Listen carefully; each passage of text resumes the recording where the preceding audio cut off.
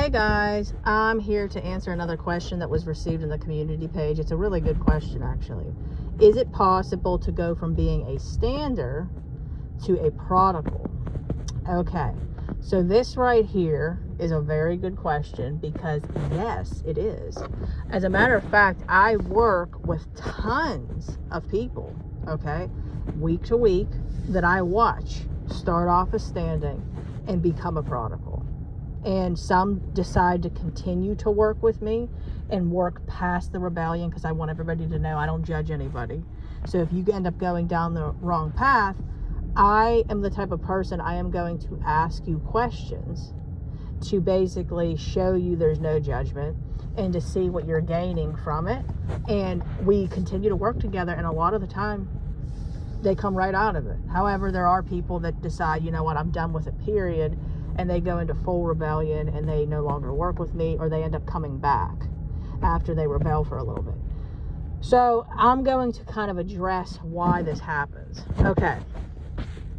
First off, I encourage you all, if you aren't, to get help. 100% get help. I don't know how that looks to you. Find yourself a life coach. Depending on the counsel that you would receive, like, you know, if it's a counselor that, you know, supports this journey, a lot don't, but maybe there's somebody out there that does. Maybe you have a pastor that supports the journey and understands the journey. A lot don't, but it always could exist. I always like to be fair because it could exist, but get yourself help. Okay. So what happens on this journey is you have that drive to stand for a long time. But then we all get spiritually tired, and this is why I did a video about, are you physically tired, spiritually tired, or emotionally tired? And once you find out what level of tired you are, what category of tired you are, you're going to be able to find out, okay, how do I figure this part out? Okay, so we went over that. Go back to that video. It was done a couple weeks ago. That will really help you to be able to know what category of tired you are. Okay, so once you find out what category of tired you are, you then can address that, and it's going to make that a lot easier. Okay, so now when you end up rebelling, it's basically lack of faith. Okay, so it's not your fault when you're not seeing much action take place, and I like to call it crickets. You're going to end up rebelling. Okay, what I encourage you guys to do is to, instead of beating yourself up, repent and just get back on your horse. Okay, God is going to eventually show up and show out in your life. He's going to restore everything. Right now it's hard for you to see past everything being taken. Okay, just like Job.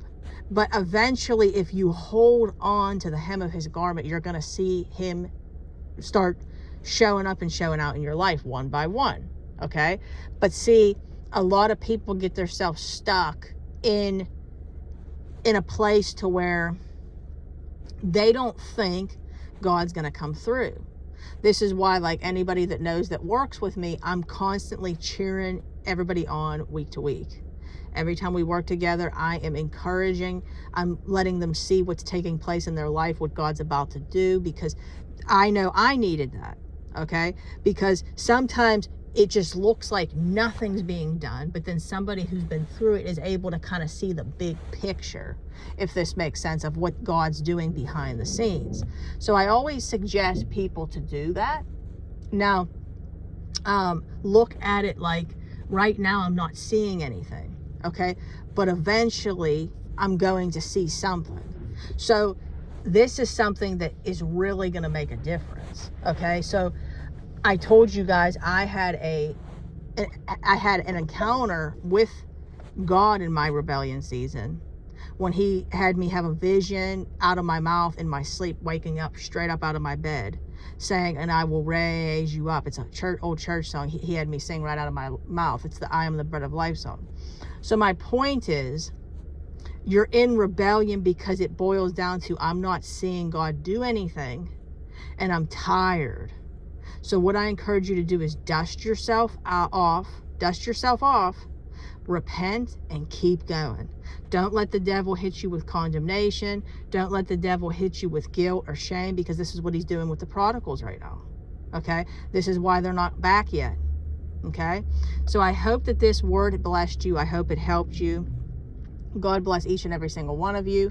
Remember, we're going to be doing another movie night before the end of March for the Passion of the Christ, to bring in, what he has done. He has risen. It's going to be a really nice time. So remember, $15 a person. Get in touch with me before then. I'm going to come up with a date very soon. Let me know what dates might work for you and times, and I will go based off of the most common or what I can do. So you can maybe put it in the comments if you want. Reach out to me, whatever you want to do. This is going to be a longer movie, so it's probably going to be a longer event.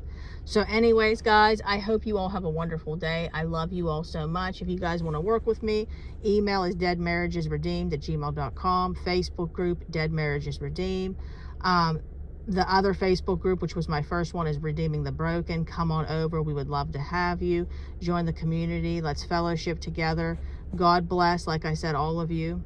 And I hope this word helped. Like, comment, share, subscribe. Helps out a lot. Grow the channel. And I will talk to you guys soon. Bye.